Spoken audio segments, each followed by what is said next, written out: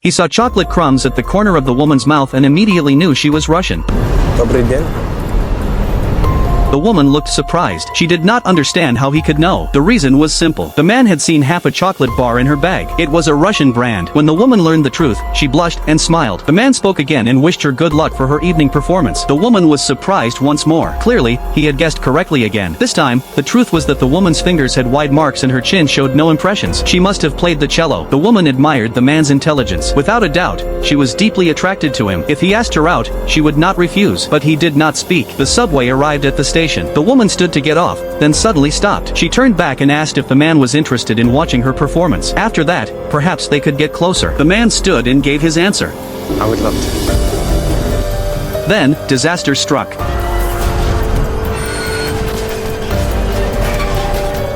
Passengers' twisted bodies filled the subway car. A broken handrail pierced the man's body. He turned and saw the woman had stopped breathing. Her eyes were wide with disbelief. The accident and tomorrow had always been racing against each other. The man died soon after, but the next second, he appeared in water and came back to life. This was what made him different from ordinary people. He could not die, but each time he revived, it was in water. The only person in the world who knew his secret was the old man in front of him. They were father and son. Astonishingly, the man had been the father, and the old man had been the son. The subway crash naturally drew attention from the authorities. A female detective picked up a pocket watch at the scene. It was an antique watch, and its owner was the man. Preliminary investigation showed the crash was an accident caused by the sudden death of a dispatcher. Vomit was found near the dispatcher, with no other bleeding or bruises, consistent with a heart attack. However, the forensic pathologist who examined the dispatcher gave a surprising result. The lungs were foamy, in simple terms, pulmonary edema. This meant the dispatcher had died from poisoning. What kind of poison it was required further toxicology analysis. The female detective felt conflicted. A simple case had suddenly become complicated. At that moment, the man received a mysterious phone call. The question from the caller made his face change drastically. Dr. Morgan,